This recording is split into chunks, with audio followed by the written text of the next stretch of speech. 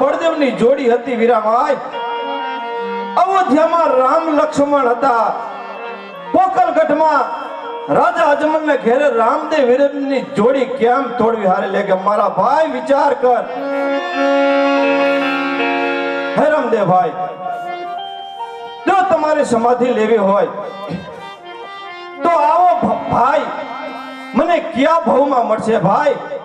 એક વખત મને કહેતા જાઓ મારા ભાઈ.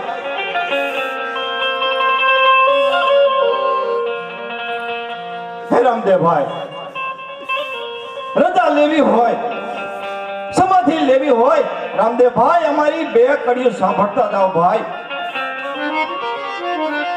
હે ભાઈ, જગતમાં આવી રીત છે કે જેનો ભાઈ મરે એનો ભવ આખો હારી જાય, જેની બેની મરે એનો દસ જાય, જેના નાનપણના માવતર મરી ગયા એને ચારે દિશાના વાવ આવે ભાઈ. વિચાર કરી લેજે.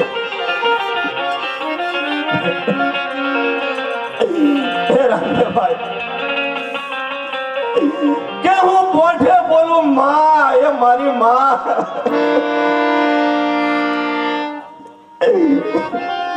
હે માં,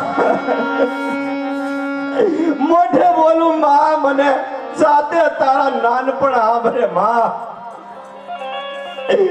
પછી મોઢમની કેવી મજા માં, હવે કડવું લાગે છે મને. આવો ખોટો વિલંબ શા માટે કરો છો? શા માટે ચૂકાવો છો? રામદેવભાઈ, પોકલગઢમાં દુનિયા સાંભળે છે કે તારી સમાધિએ ઢોલ નગારાને ત્રાસ વાગે છે ને, એનો નથી અવાજ આવતો ભાઈ. તારી માતા મિલડદે, તારા પિતા અજમલરાય, એના કારજામાં કારજા ધ્રુકે એનો અવાજ આવે છે ભાઈ. નહીં નહીં ભાઈ, હજી પાછો વળી જા મારા ભાઈ.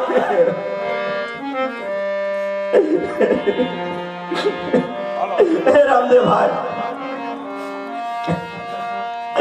ઘડી કરે ઉપારો તમે મારા ભાઈ રે, એ પાછા તમે એ અમને વનમાં ઓળાય વા મારા વીરા.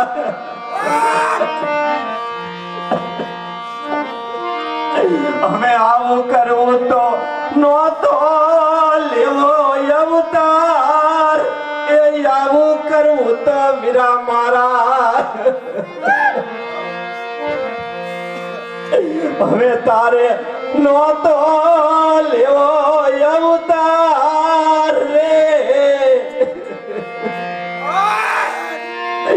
એ નહોતું થાવું તારે, એ વીરમ દેનો વીરલો તારે.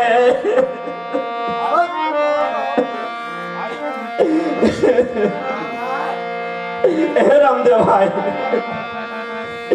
તે મને મારા પિતા અજમલરાય, માતા મિલડદે અને નાનકડી સગુણા બેન મારા હાથમાં તે હોપી ભાઈ.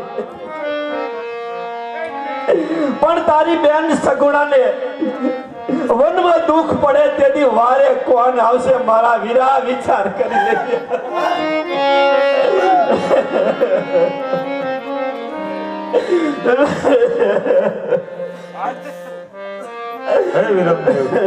ખોટો કલ્પાન મૂકી ભાઈને પ્રેમથી રજા આપો. સતના સોગડિયા ન ચૂકાવો.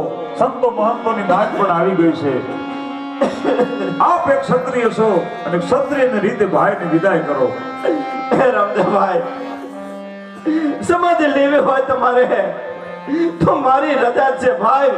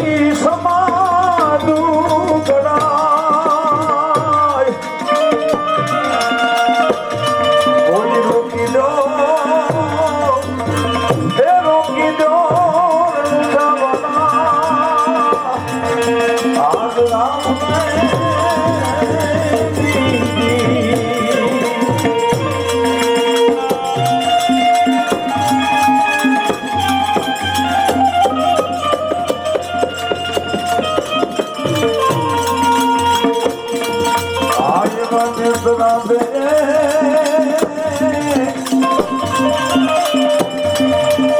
એ ઝાલા રે ધોળાના આજ મેઘના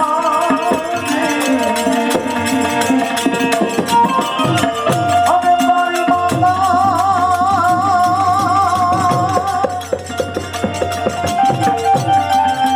મારી માતાજી જાવે ધોળિયા વીર લગા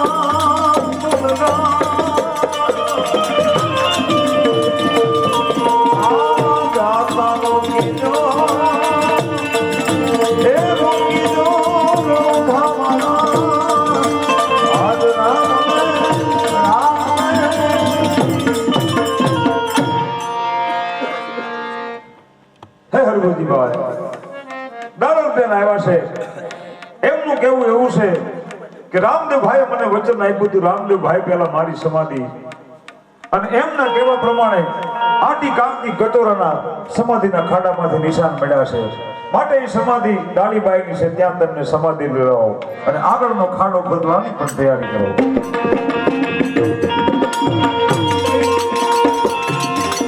આજ તારી દેની રે